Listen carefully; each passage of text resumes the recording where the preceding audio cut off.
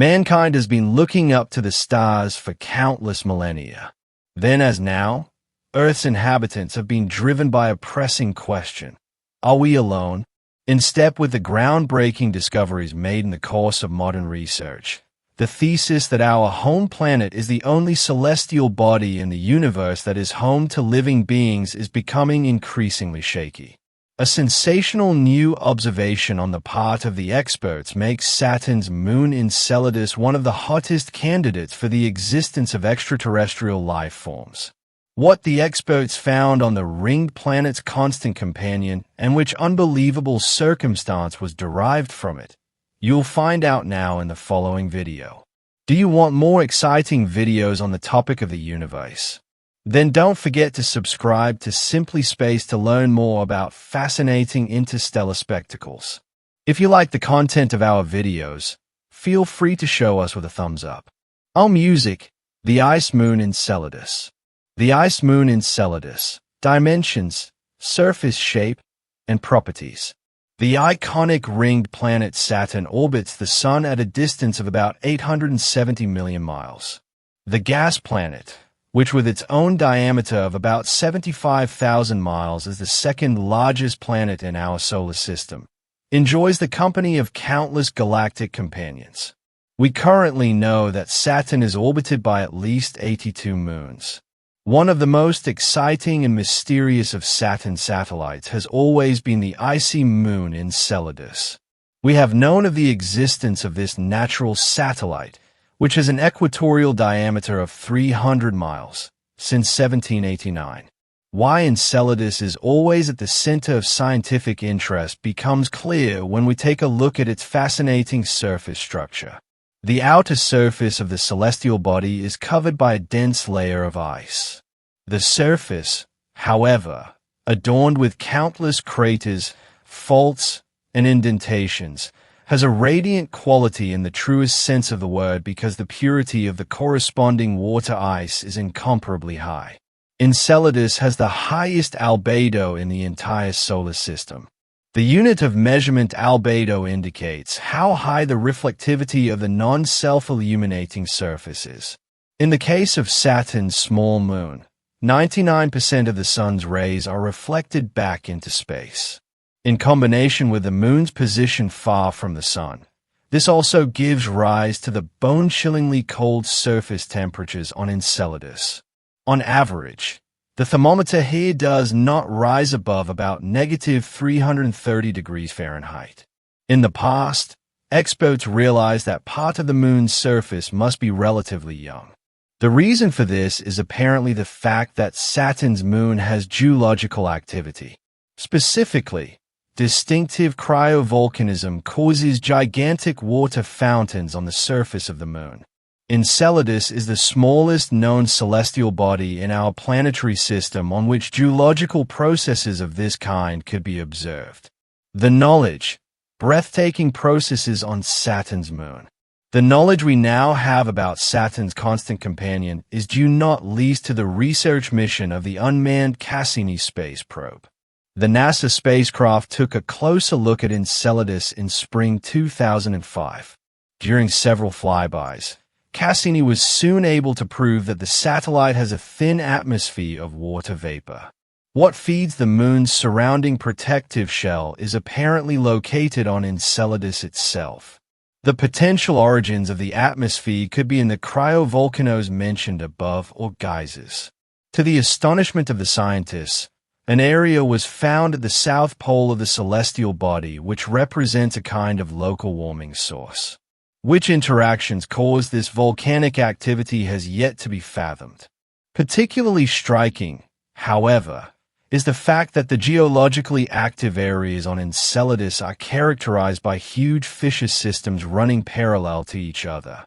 The corresponding depressions reach up to 100 feet in depth and extend over a distance of hundreds of miles. It's possible that the ice masses near the lunar surface move in convection currents, ultimately creating the amazing crevice activity. Enceladus subsurface ocean. The discoveries recorded on the surface of the icy moon, however, are not the only findings that keep scientists spellbound. Those formations that are currently still beyond the direct view of experts are among the most exciting fields of research on Saturn's satellite. With the help of gravimetric measurements, in the course of which the gravitational field of Enceladus was analyzed, experts found clear indications that an ocean of unimagined dimensions could be slumbering beneath the gigantic surface ice layer of the Moon. The steady release of ice particles and water vapor could be detected in a Rift Valley system in the south polar region of the Moon.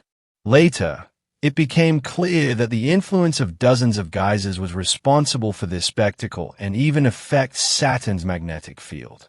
Since the distances between the geysers are relatively small, at a maximum of 22 miles, it was quickly assumed that the natural formations are most likely supplied by one and the same subglacial water reservoir. At first, experts assumed that this was a localized source of water.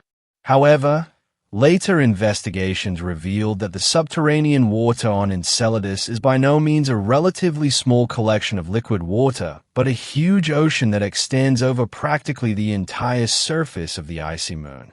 Specifically, the subsurface ocean ensures that the thick layer of ice on the surface of the satellite is separated from the underlying rocky core. This thesis is supported by the fact that the rotation of the Moon is subject to regular fluctuations, which are much stronger than in celestial bodies where the rock core and the outer ice shells adhere to each other. The presence of water in a permanently liquid form is considered one of the basic building blocks for the development of life. So, is it possible that basic microorganisms could have already formed on Enceladus? The groundbreaking answer to this question is probably yes. Is there life on Saturn's moon? The impetus for this sensational hypothesis is provided by the chemical nature of the enormous fountains that are regularly ejected from Enceladus geysers onto the moon's outer surface. Accordingly, not only ice particles and water vapor but also methane could be detected in these emissions. In order to get to the bottom of the formation of methane, researchers carried out a large-scale statistical analysis, which came to a breathtaking conclusion. Tiny microbes are probably the cause of the methane contained in the fountains. Scientists have long suspected that hot springs exist at the bottom of the subterranean lunar ocean in whose immediate vicinity life-friendly conditions prevail. Since these sources cannot draw their energy from sunlight due to their remote location, other chemical causes must be responsible for the existence of the natural formations. By the way, comparable objects can also be found on our home planet.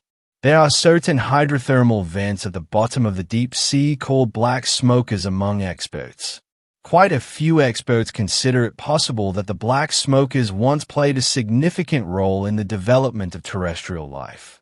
For example, the bacteria that thrive near hydrothermal vents are still considered to be the most representative early life forms on our planet from which all other living things may have evolved.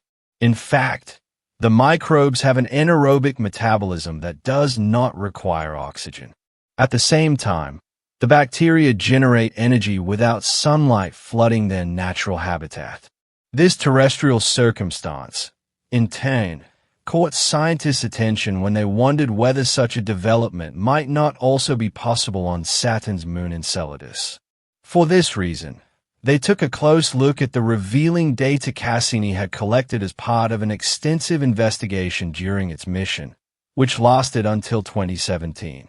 The unmanned spacecraft actually flew through the geyser fountains, which are sometimes ejected thousands of miles into space. In the process, Cassini succeeded in recording and analyzing in detail the exact composition of these natural ejections. The unusually high amounts of methane detected in the fountains cannot be explained solely by the non-biological processes at the bottom of the subglacial water ocean. This circumstance, in turn, led the experts to the conclusion that the bottom of the subterranean sea must be adorned by hydrothermal vents. If one follows the thesis that the emergence of terrestrial life forms was not an improbable lucky coincidence, the conclusion is obvious that also in the life-friendly areas of the hot springs, microbes developed which represent at the same time the origin for methane occurrence. as is well known. However, it takes immense periods of time before life forms can develop. Experts agree, however, that the life-favorable circumstances on Enceladus have already prevailed for some billions of years. The appropriate organisms would have therefore had sufficient time to develop. As groundbreaking as the thesis about the existence of life forms on Enceladus seems to be, it is still vulnerable at the moment because although the life-friendly conditions near the hot springs and the methane in the geyser fountains provide strong evidence for this hypothesis, they do not constitute definitive proof. It's also theoretically possible that the methane originates from another, as yet unknown source. We look anxiously into the future, awaiting the new information experts might hopefully attain regarding this topic. What do you think about the stunning discoveries on Enceladus? Write us your thoughts, opinions, and feedback in the comments. Feel free to take a look at other exciting videos, which you can now access by clicking on one of the thumbnails in the credits. Thanks a lot for watching. Take care, and we'll see you next time.